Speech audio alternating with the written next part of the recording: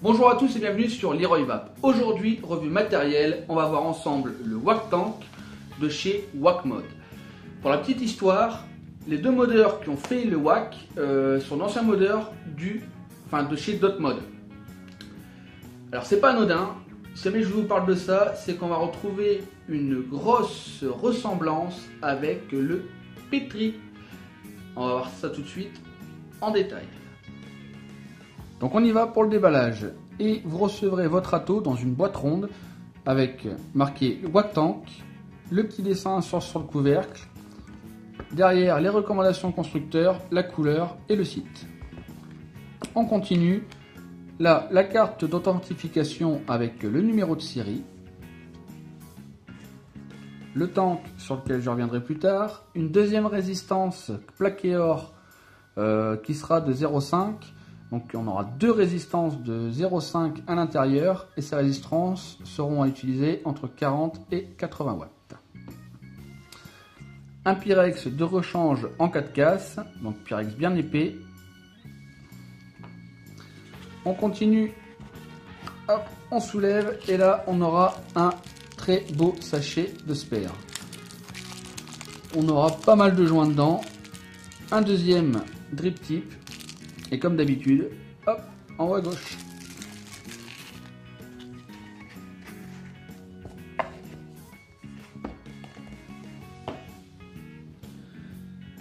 Donc, on y va, on le démonte, c'est parti.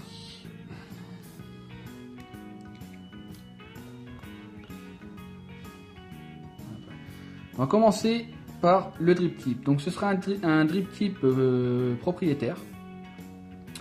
Voilà, qui sera avec un effet givré comme ça, bien sympathique. On aura ici deux joints d'étanchéité.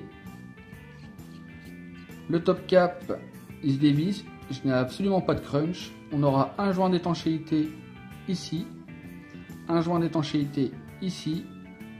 Donc le pas de vis sera ici sur la cheminée. Des haricots de remplissage qui sont assez conséquents.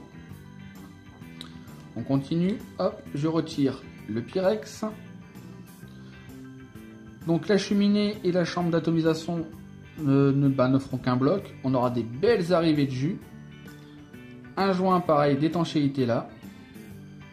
Un deuxième qui viendra reprendre le Pyrex ici. La cuve de récupération de jus. Hop.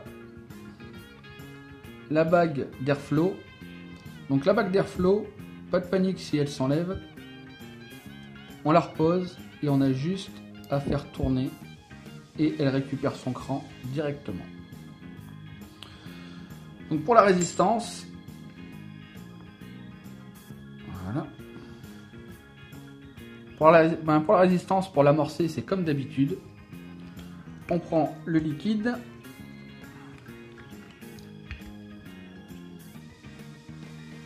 On vient amorcer toutes les ouvertures. On attend que ça boit, forcément. De l'autre côté, hop. Et on va faire ça pour tous les trous. Donc celle-là, elle va pas boire beaucoup parce que c'est une résistance que j'utilise encore. Hein. Et on viendra ici mettre tout autour. Voilà. Donc à savoir que les résistances seront plaquées or, que tout l'intérieur de la taux sera plaqué or. Et on a une conductivité vraiment de fou. Hop, en dessous, là. Donc en dessous, on va retrouver le petit dessin qui était sur le couvercle, toujours Wackmod & Co. Le numéro de série. Et on aura également un pin qui sortira suffisamment pour s'adapter à n'importe quel matériel. Bah écoutez, je remonte tout ça et on se retrouve après pour le débrief. Donc, que vous dire de cet Atto? On va commencer avec son design. Le voilà. Donc, on aura le drip tip qui sera en givré, hein, ça fera un effet givré dessus. Le top cap, on aura les rainures tout autour, donc des petites gravures tout autour qui permettront de bien pouvoir la gripper. La même chose sur la bague de remplissage et la même chose sur la bague d'airflow. Clairement, c'est un design qui est hyper sobre. Quand je l'ai vu, que je l'ai ouvert de sa boîte, j'ai fait waouh. Là, les modeurs, ils veulent nous en mettre plein les yeux. Et bien, ils ont réussi à m'en mettre plein les yeux et également plein les papilles. Et on voit ça tout de suite avec les saveurs. Et pour ces saveurs, là, c'est juste waouh. J'ai pris mes jus que je vape habituellement sur Dripper. Et j'ai pris comme référence le Sunshine Paradise. Celui-là, c'est le Cranberry Blackcurrant. Sur mes drippers, donc en l'occurrence ici le Dead Rabbit,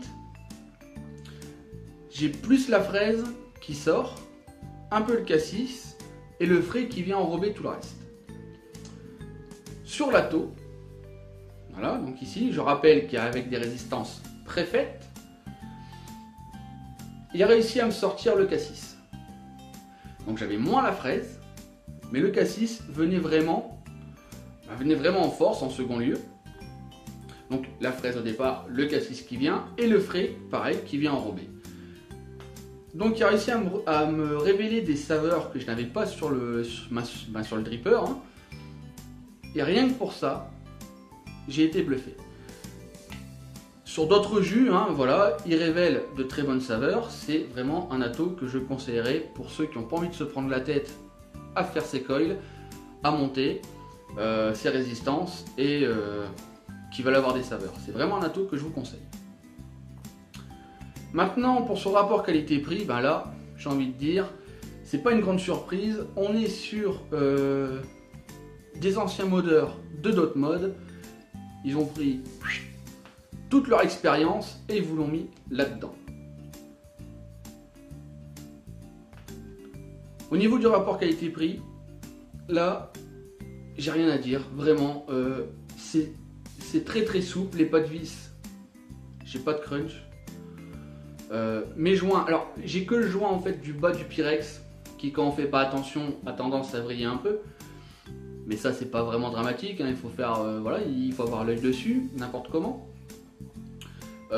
J'ai déjà rempli avec le joint qui partait un peu de biais, je n'ai pas eu de fuite. Donc, il a quand même fait le boulot, mais pour préserver votre joint, faites attention. Donc, ce sera le joint qui sera en bas du Pyrex. Sinon, voilà, j'ai rien à dire. Les résistances tiennent le coup. Là, ça fait une semaine que je l'ai, donc que je vape avec toute la journée. J'ai pas de gouttes brûlées, j'ai pas la résistance pour l'instant tient. Je pourrais pas vous donner un avis vraiment sur la résistance. Je vous ferai un retour par la suite sur la durée de vie de la résistance par rapport au jus que je vape et aux puissances que je l'utilise. Mais voilà, donc un rapport qualité-prix qui est vraiment très bien également. Donc dans l'ensemble, c'est un atto que je vais conseiller, comme je vous l'ai dit, à tous ceux qui ne veulent pas se prendre la tête, à faire leur résistance, à mettre leur coton, voilà, etc., etc. Ici, vous prenez l'atto, vous mettez la résistance préfabriquée, vous refermez tout ça, vous respectez forcément, comme je vous ai montré dans le déballage, comment on fait pour amorcer la résistance, et il n'y a pas de souci, il n'y a plus qu'à vaper et à vous régaler. Sachez aussi que cet atto existe en reconstructible. D'après le constructeur, parce que je ne l'ai pas testé, ça c'est pareil, je le testerai plus tard et je vous le dirai dans le retour du WAC. Donc d'après le constructeur, on peut prendre le plateau reconstructible et le mettre dans le tank. Et forcément, vice versa. C'est-à-dire que si vous achetez un reconstructible, vous avez le plateau RBA et vous pouvez mettre les résistances dedans. À vérifier, bien sûr. De toute façon, moi je vous fais le retour là-dessus dès que j'ai le reconstructible en main. J'en profite pour parler d'un bon plan. J'ai vu ça sur Vape for Fun. En ce moment, il y a une promo dessus. Il est à moins 15%. Donc, je vous mets ça dans la description. N'hésitez pas, si c'est un atto qui vous intéresse, foncez. Moins 15%, ça se prend toujours. Hein. Voilà, je vous laisse pour la suite. Donc, là-dessus, il ne me reste plus qu'à vous souhaiter une bonne vape. N'oubliez pas de liker, de partager si vous avez trouvé des informations intéressantes ou autres. Abonnez-vous pour être au courant des nouveautés de la chaîne et des vidéos à venir. Bonne vape et à bientôt!